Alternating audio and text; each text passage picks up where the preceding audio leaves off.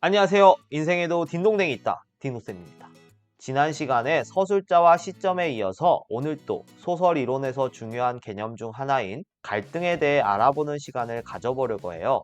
갈등의 개념부터 역할, 유형을 배운 후 소설의 구성 단계 5단계를 배워볼 거예요. 먼저 갈등을 사전에서 찾으면 어떤 사정으로 인해 인물 간의 관계가 복잡하게 얽혀있는 상태라고 나와요. 칡나무 갈자와 등나무 등자가 합쳐진 말인데요. 쉽게 얘기하면 싸우는 거죠. 대립이라고 해도 좋고요. 여러분들 싸울 때 한번 보세요. 꼬집고 깨물고 머리채 잡고 칡덩굴처럼 뒤엉켜 있잖아요. 그게 갈등의 상태예요. 집에서 많이 보셨죠? 보면 어떤 사정으로 인해 라는 말이 나오는데 당연한 말이겠지만 갈등에는 이유가 있습니다. 예를 들어 내 애인과 바람을 피웠다거나 아버지의 원수라거나. 그래서 읽다 보면 이해가 돼요. 옛날 범죄들은 그랬어요. 정말. 근데 요즘은 어때요? 이유가 없죠? 묻지마 범죄. 그냥 지나가다가 웃는 모습이 꼴보기 싫어서 찔렀대요. 말이 돼요? 이유가 없어요. 요즘 범죄자들에게는. 예전에 공포영화는요, 귀신이 나왔어요. 귀신은 어떤 존재죠? 한이 맺혀서 저승으로 못 가고 이승에 남아있는 존재예요. 한이 풀릴 때까지 자기를 괴롭혔던 계모에게 이제 복수를 하는 거죠. 이렇게 귀신한테도 다 이유가 있단 말이에요. 근데 현대로 오면서 귀신이 좀비로 바뀌어요. 좀비는 어때요? 이유가 있어서 무나요? 그냥 보이면 물죠? 마치 묻지마 범죄자들처럼.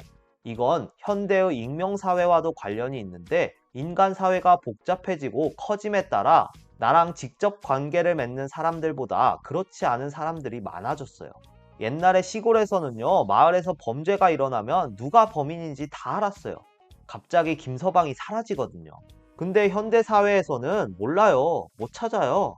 만약 제가 지금 거리로 나가서 10번째로 보인 사람을 죽인다고 해볼까요? 그리고 CCTV 없는 곳으로 도망쳤어요. 저 찾을 수 있을까요? 힘들걸요? 사회가 커지고 복잡해지면서 나랑 무관한 사람들이 많아짐에 따라 이처럼 이유 없는 범죄들도 나타나는 거예요. 모르는 사람이니까 죽이기도 쉬워요. 얼굴 아는 사람 죽이는 건 만만치가 않거든요. 다 연결되어 있고 다 아는 사람인데 어떻게 죽여요? 이런 현대 사회의 특징이 문학이나 영화에도 반영이 되는 거예요. 귀신에서 좀비로. 무섭네요. 그럼 갈등이 소설에서 왜 중요할까요? 갈등은 소설에서 필수적인 요소인데요. 갈등이 중요하고 필요한 이유는 갈등이 없으면 재미가 없기 때문이에요. 갈등은 사건 전개의 긴장감, 즉 재미를 줘요. 사실 싸움 구경이 제일 재밌잖아요. 인간은요, 본능적으로 남의 갈등을 구경하는 걸 좋아해요. 작가들이 이를 모를 리가 없죠. 소설이든 영화든 드라마든 그래서 갈등을 집어넣는 거예요. 일기랑 소설의 가장 큰 차이가 뭔지 아세요? 갈등이에요. 우리 평범한 일상에는 갈등이 그다지 많지 않아요. 보통은 그럭저럭 지나가죠. 하지만 소설은 그렇지 않아요. 그런 일기 같은 소설을 누가 읽겠어요? 재미가 없는데. 그래서 소설에는 반드시 갈등이 들어갑니다. 예를 들어볼게요. 오랜만에 초등학교 때 친구로부터 전화가 왔다. 일기라면 이 문장 다음에 이렇게 와요. 따르르르릉, 여보세요? 딘동아, 오랜만이다. 잘 지냈어? 너 동삭중 갔다고? 아, 그래? 나중에 탕후루나 하나 하자. 탕탕. 어때요? 막 흥미진진한가요? 아니죠? 소설은 어떻게 이어지냐면요. 따르르릉, 여보세요? 친구야, 오랜만이다. 잘 지냈어? 어떻게 네가 감히 나한테 연락을 할 수가 있어? 오, 어때요? 갑자기 분위기가 싹 바뀌면서 긴장감이 돌죠? 둘 사이에 뭔가 일이 있었다는 게 바로 느껴져요. 이게 갈등이에요. 이게 소설입니다. 뭔 일이 있었을지 궁금해져요. 다음 이야기가 막 기다려져요. 그렇죠? 드라마 보면 꼭 이렇게 재밌을 때 끝나죠? 예능도 그렇고. 막 달아오르고 있는데 60초 후에 공개하겠습니다. 하면서 광고 나오고 다음 화를 기대해주세요 하고 끝나요. 근데 그거 아세요? 이 수법이 한 300년 된 수법이라는 거? 전기수라고 들어보셨나요? 전기수는 조선시대 때 사람들이 글을 모르니까 대신 책을 읽어주던 사람인데요. 실감나게 연기까지 곁들여서 읽어줬어요. 근데 주인공이 악당을 처치하려는 결정적인 순간에 갑자기 아이고 배야 아이고 배야 하면서 드러누워요. 사람들 난리가 나죠. 그래서 어떻게 됐냐고! 막 재촉해도 안 들어요. 그러면서 쓱 바구니를 내밉니다. 뭐 하라는 거죠? 돈 내라는 거죠? 사람들이 아휴 하면서 돈 내면 곁눈질로 보다가 다시 이야기를 이어가요. 지금하고 똑같죠? 아무튼 이처럼 사람들의 긴장감을 유지하는 것이 무엇보다 중요했어요. 안 그럼 안 볼 테니까요. 그래서 작가는 늘 어떻게 갈등을 배치하고 전개할지 고민하면서 글을 씁니다. 이해됐나요? 또 갈등은 주제를 드러내는 역할을 합니다. 갈등이 발생하고 해소되는 과정에서 주제가 드러나거든요. 주인공이 갈등을 어떻게 해결해 나가는지를 잘 살피면 작가가 우리에게 어떤 메시지를 던지려고 하는지 추론해 볼 수가 있어요. 그게 주제예요. 홍길동전 다들 아시죠? 다들 아시다시피 홍길동은 어려서부터 차별을 받았어요. 왜요? 서자였거든요. 당시의 양반들은 지금처럼 사랑해서 결혼하지 않았습니다. 옛날에는 한 12살쯤 되면 결혼시켰어요. 아버지들끼리 내기바둑 두다가 지면 딸 줘야 되는 그런 시기였어요. 대부분 얼굴도 모르고 결혼식장 들어가요. 서로 그날 밤에 확인해요. 마음에 안 들면 어떡하냐고요? 뭘 어떡해요. 그냥 사는 거지. 애초에 결혼이 사랑의 결실이 아니었어요. 가문끼리의 사회적 계약 같은 그런 거였죠. 그렇게 부인이 되는 거예요. 그렇다고 조선시대 사람들에게 사랑의 감정이 없었을까요? 있었겠죠? 그래서 첩을 드립니다. 첩은 사랑의 대상이에요. 우리가 연애하듯이 사랑하고 사랑받아요. 하지만 그게 끝이에요. 집안의 모든 권력은 부인에게 있거든요. 첩은 재산도 못 받고 대를 잇지도 못해요. 부인은 안방 마님으로서 집안의 모든 대소사에 관여하고 자식이 대를 이어요. 하지만 사랑은 못 받아요. 어때요? 부인이 되고 싶으세요? 첩이 되고 싶으세요? 그럼 부인과 첩은 서로 사이가 어땠을까요? 사이좋게 잘 지냈을까요? 죽도록 미워했어요. 왜냐면 서로 가진 걸 부러워했거든요. 부인은 사랑받고 싶어 했고요. 첩은 자식이 대를 잇기를 바랬어요. 그래서 맨날 싸웠죠. 이걸 처첩 갈등이라고 하는데 조선 후기 연애 소설들을 보면 대부분 다 이 처첩 갈등을 다루고 있어요. 사씨 남정기 같은 소설이 대표적이죠. 근데 개화기로 오면서 부인과 첩이 하나로 통합됩니다. 일본을 통해 서구의 자유연애 사상이 들어온 거예요. 자유연애 사상은 내가 사랑하는 사람하고 연애하고 결혼하겠다는 거예요. 집안의 어른들끼리 결정했던 기존의 가부장적 방식에서 벗어나 자유롭게 결혼하겠다는 거죠. 더 자세한 이야기가 궁금하다면 카드를 눌러서 보고 오세요. 아무튼 이 자유연애 사상 덕분에 지금은 사랑하는 사람과 결혼하는 일부 일처제를 택하고 있어요. 근데 여러분, 아직도 부인과 첩의 구조, 즉 일부 다처제 비슷한 구조를 유지하는 집단이 있다면 믿으시겠어요? 어떤 집단일까요? 바로 재벌들입니다. 재벌들은 자유롭게 결혼 못해요. 아시죠? 옛날처럼 부모들이 다 정해놔요. A그룹 재벌 3세하고 B그룹 재벌 4세 이렇게. 둘이 정말 사랑해서 결혼했을까요? 물론 그들은 사랑이라고 우기겠지만 절대 아니죠. 둘 다 각자 애인 따로 있어요. 그리고 거기에 대해 서로 터치 안 해요. 왜요? 애초에 사랑 없는 정략 결혼이었으니 그 정도 숨구멍은 서로 주는 거죠. 대신 부부 동반 모임 이런 거는 가져야 돼요. 가서 사이좋은 부부처럼 연기해줘야죠. 쇼윈도 부부라고도 하는데 아무튼 재벌들은 그렇게 살아요. 부러우세요? 여러분은 재벌이 아니라 참 다행이죠? 아무튼 재벌들은 아직도 저 옛날 방식으로 결혼하고 연애해요. 혹시 재벌 2세 나오는 드라마 본 적 있나요? 길 가다가 꼭 어깨를 우연히 부딪히죠? 저기요! 어딜 보고 다니시는 거예요? 사람을 쳤으면 사과부터 해야 되는 거 아닌가? 이러면서 막 싸워요. 막 싸우다가 어휴 하면서 그냥 가는데 하필 또 전화기가 바뀌죠. 아, 저 바쁜 사람이거든요. 빨리 좀 갖다 주세요. 제가 왜 가야 되죠? 그쪽이 오세요. 이러면서 또 싸워요. 어찌어찌 핸드폰을 이렇게 교환하는데 나중에 또 제3의 장소에서 만나요. 그러면 꼭 이 대사 나오죠. 어? 너 그때 그 싸가지? 아시죠? 문제는 이 둘이 티격태격 하다가 결국 사랑에 빠진다는 거예요. 근데 남주는 재벌 2세니까 약혼자가 있어요. 다른 기업의 딸이겠죠? 근데 이 평범한 여자를 사랑하게 되면서 부모님과 갈등합니다. 저 이 여자 사랑합니다. 결혼하게 해주세요. 비장하게 부모에게 대들어요. 그러다 보면 이제 누가 등장하죠? 그렇죠. 어머님이 등장해요. 여자 주인공을 따로 만나죠. 물을 촥 뿌리면서 어디 감히 우리 아들을 넘보기를. 좀 과격한 어머니면 김치 싸대기 날려주시고 좀 점잖은 어머님이라면 돈봉투 내밀어요. 우리 아들과 헤어져 주게. 꼭 이래요. 다들 한 번쯤은 들어본 대사죠? 이 둘은 결국 어떻게 될까요? 둘이 결혼하는 것으로 끝나요. 해피엔딩이죠. 재벌 나오는 드라마는 꼭 이런 식이에요. 더 막장으로 가면 재벌집하고 청소해주시는 아주머니 얘기가 꼭 바뀌어요. 나중에 또 그 사실을 알게 되고 회사를 물려받네 못 받네 하면서 뒷목 잡고 할머님 쓰러지시고 난리가 납니다. 아무튼 이런 드라마가 나온 배경에는 재벌들이 아직도 옛날 방식으로 결혼하고 살고 있기 때문이에요.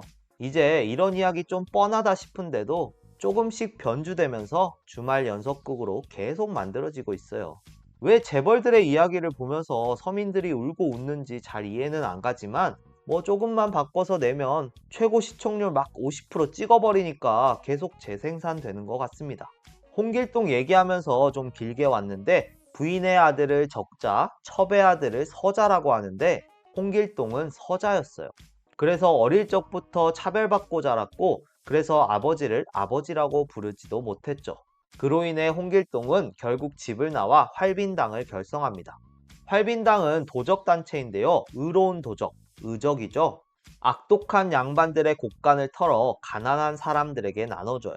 아마 홍길동은 평등한 세상을 원했던 것 같아요. 누구도 신분으로 차별받지 않는 세상, 그런 세상을 원한 거죠. 그럼 주제가 뭐겠어요? 자연스럽게 신분 제도에 대한 비판이 주제가 되는 겁니다. 주제는 작가가 독자에게 던지는 메시지 같은 건데요. 인물이 갈등을 어떻게 받아들이고 어떻게 해결하려고 하는지를 보면 알 수 있어요. 이해됐나요? 갈등의 두 번째 역할은 인물의 성격을 부각하는 겁니다. 인물이 갈등을 대하는 태도에서 인물의 성격, 가치관이 드러나거든요. 조선시대에 살던 모든 사람이 신분제도에 저항했을까요? 대부분은 그냥 받아들였어요. 태어나 보니 아버지가 노비야. 그럼 그냥 받아들이고 노비로 살았어요. 태어나 보니 아버지가 골룡포를 입고 있네? 왕족으로 사는 거예요. 그걸 자연스러운 이치라고 생각했고 그 누구도 거기에 대해 딴지를 걸지 않았죠. 그러나 홍길동은 문제의식을 갖고 적극적으로 해결하려고 했어요. 가난한 사람들, 신분이 낮은 사람들 편에 서서 지금의 제도를 와해시키려고 했죠. 자연스럽게 성격과 가치관이 드러나죠. 의롭고 정의로운 사람, 그리고 적극적이고 용감한 사람. 됐나요? 그럼 이제 갈등의 유형으로 가봅시다. 갈등은 크게 내적 갈등과 외적 갈등으로 나뉩니다. 내적 갈등은 한 인물의 마음속에 두 가지 이상의 생각이 나타나 벌어지는 갈등인데요. 내 안에는 여러 가지 자아가 공존하고 있어요. 아, 너무 늦었는데? 안 돼. 먹으면 안 돼. 이렇게 얘기하는 다이어터 자아가 있고요. 뭐 어때? 먹고 죽은 귀신이 때깔도 곱다는데 먹고 죽자. 돼지 자아가 있어요. 둘은 항상 갈등합니다. 근데 보통 누가 이기죠? 돼지 자아가 이겨요. 이 돼지 외적 갈등은 여러 가지로 또 나뉘는데요. 인물과 인물의 갈등, 인물과 사회의 갈등, 인물과 운명의 갈등, 인물과 자연의 갈등 이렇게 있는데 하나씩 살펴보겠습니다. 홍길동이 만만하니까 홍길동으로 또 해봅시다. 홍길동은 서자였기 때문에 아버지를 아버지라고 부르지 못했어요. 나으리라고 해야 했죠. 근데 아기 때는 아빠 하면서 불렀겠죠? 근데 이제 좀 크니까 아빠라고 하지 말래요. 얼마나 힘들었겠어요. 아버지가 거리를 두는 것 같고 예전처럼 가깝게 지낼 수 없을 것만 같았을 테니까요. 아버지를 아버지라고 부르면서 따르고 싶은 마음과 그러면 안 된다는 신분적 압박 사이에서 갈등하고 있어요. 내적 갈등이죠. 인물과 인물 간의 갈등은 말 그대로 인물들 간에 싸우는 거예요. 홍판서의 또 다른 애첩이 홍판서가 길동이를 너무 좋아하니까 질투심에 자객을 보내요. 근데 홍길동은 초능력자였어요. 분신술 쓰고 날라다니고 난리도 아니에요. 절대 못 죽이죠. 아무튼 이런 게 인물과 인물 간의 갈등이에요. 다음은 인물과 사회와의 갈등인데요. 홍길동에게 자객 정도는 사실 우습지만 죽고 살고를 떠나서 자기를 그렇게 죽이려 했다는 사실 자체에 상심하여 집을 나옵니다. 이 모든 것이 차별적 신분제도에 있다고 생각하고 이를 타파하기 위해 활빈당을 결성해요. 자연스럽게 사회와의 갈등도 드러나죠. 여기서 명심해야 할 점은 하나의 작품에 꼭 하나의 갈등만 드러나는 건 아니라는 점이에요. 홍길동전만 봐도요, 벌써 3개의 갈등이 나오죠? 내적 갈등, 인물과 인물의 갈등, 인물과 사회의 갈등. 심지어는 내적 갈등도 한 번이 아니고 여러 상황에서 여러 개가 나올 수도 있어요. 물론 소설 전체를 구성하는 핵심 갈등은 하나겠지만 그 중간중간에 여러 갈등들이 있을 수 있다는 거 명심하세요. 인물과 운명의 갈등은 자주 나오는 테마는 아닌데 신화 같은 데서 많이 나와요. 아킬레스건이라고 들어봤나요? 치명적 약점을 뜻하는 말이죠. 이 말이 나오게 된 배경 이야기에 인물과 운명의 갈등이 나타나요. 아킬레우스가 트로이 전쟁에서 죽을 거라는 신탁을 받아요. 신의 예언이죠. 그러니까 어머니가 어떻게든 아들을 살리려고 하는 도중에 스틱스 강이라는 곳을 알게 됩니다. 스틱스 강이라는 곳에서 목욕을 하면 불사의 몸이 된다는 전설이 있었는데요. 어머니가 급하셨는지 거기다 그냥 아킬레우스를 담급니다. 왜 그런 식으로 했는지 모르겠는데 발목을 잡고 담가요. 그래서 발목에는 물이 안 묻게 된 거예요. 시간이 지나 트로이 전쟁이 일어납니다. 아킬레우스가 잘 싸우다가 독화살을 한 대 맞는데 하필 어딜 맞아요? 발목 뒤쪽을 맞아요. 그래서 죽습니다. 어때요? 자신의 운명을 거스르려고 안간힘을 써보지만 결국 운명 앞에 나약하게 무너지는 인간의 이야기를 담고 있어요. 이런 걸 인물과 운명의 갈등이라고 해요. 현대 소설에는 잘 등장하지 않지만 그래도 종종 나오니까 알고 계셔야 돼요. 알겠죠? 마지막은 인물과 자연의 갈등인데요. 노인과 바다라는 해밍웨이의 소설에서 노인이 큰 청새치와 바다 한복판에서 사투를 벌이는 장면이 나오는데 굳이 이 부분의 갈등을 분석하자면 인간과 자연의 갈등이라고 할 수 있어요. 작살 하나로 그 큰 물고기를 잡는다고 생각해 보세요. 배가 뒤집어져서 죽을 수도 있는 그런 절체절명의 상황에서 집념과 투지로 결국 노인이 이깁니다. 그렇게 청새치를 배에 달고 돌아오는데 도중에 상어나 다른 물고기들이 살을 다 뜯어 먹어버려요. 뼈만 남죠. 그렇게 뼈만 가지고 돌아오는 그런 노인의 이야기인데요. 이런 걸 인간과 자연의 갈등이라고 합니다. 요즘 영화로 치면 재난 영화가 인간과 자연의 갈등을 다루고 있다고 봐야 되겠죠? 갑자기 이상기후가 나타나서 빙하기가 온다든지 홍수가 난다든지 하는 상황에서 어떻게든 살아남기 위해서 안간힘을 쓰는 그런 인간의 모습. 근데 꼭 이런 영화에는 가족을 지키고 구하려는 그런 테마가 나오는데 아무튼 이런 게 인간과 자연의 갈등입니다. 사실 인간과 자연, 이 말 자체가 굉장히 오만한 표현이에요. 인간은 자연 아니에요? 자연에 포함되어 있는 주제에 마치 자연과 대등한 위치에 서 있는 것 같잖아요. 인간이 문명을 이루고 화려하게 떵떵거리며 살고 있는 것 같지만 거대한 자연 앞에서 너무나 나약하게 무너져 내리는 그런 이야기에서 우리는 또 한 번 겸손해지는 계기가 될 수는 있을 것 같네요. 소설의 구성 단계로 넘어갑시다. 발단, 전개, 위기, 절정, 결말 들어보셨죠? 이게 소설의 구성 단계인데요. 눈치가 빠른 친구라면 이 그래프가 어떤 걸 의미하는지 알 수 있을 거예요. 뭘까요? 그렇죠. 오늘 배운 갈등의 전개 과정이겠죠? 갈등이 어떻게 시작돼서 어떻게 폭발하고 어떻게 해결하는지 그 과정에 따라 소설이 구성돼요. 그만큼 갈등이 중요하다는 거겠죠? 그래서 갈등은 소설에서 없어서는 안 될 필수적인 요소예요. 물론 가끔 갈등 자체가 없는 그런 이야기들도 있긴 해요. 일본의 안경이나 카모메 식당 이런 영화들은 딱히 갈등이랄 게 없거든요. 혹시 슬로우 무비라고 불리는 이런 영화들 본 친구 있나요? 갈등이 없어서 지루할 거라고 생각했는데 신기하게 안 그래요. 꽤 볼만했어요. 아니 볼만한 정도가 아니라 아직까지도 그 특유의 분위기가 고스란히 기억 한 켠에 남아있을 만큼 인상적이었어요. 기회가 되면 꼭 보는 걸 추천드립니다. 그럼 각각의 단계가 뭘 의미하는지 보겠습니다. 발단에서는 배경이 나오고 인물들이 등장해요. 처음부터 갈등이 나타나진 않아요. 실마리 정도는 나타나기 시작하죠. 전개로 오면 이제 갈등이 겉으로 드러나기 시작합니다. 그렇게 시작된 갈등은 위기에서 고조되고 심화돼요. 곧 터질 것 같은 그런 긴장감 속에서 쭉 이야기가 진행됩니다. 절정에 이르면요, 말 그대로 갈등이 최고조에 이르고 빵 터져요. 최고조에 이르렀다는 말은 이제 내려갈 일만 남았다는 거죠. 그래서 절정에서는 해결의 실마리도 드러나게 돼요.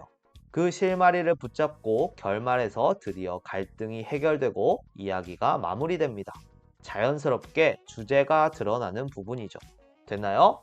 오늘은 이렇게 갈등에 대해서 좀 깊이 있게 살펴봤는데요. 그만큼 중요하기 때문에 그런 거니까 여러분들도 꼭 복습하면서 반드시 숙지해 주세요. 알겠죠? 그럼 여기까지 딩동댕 딩노쌤이었습니다. 빠이!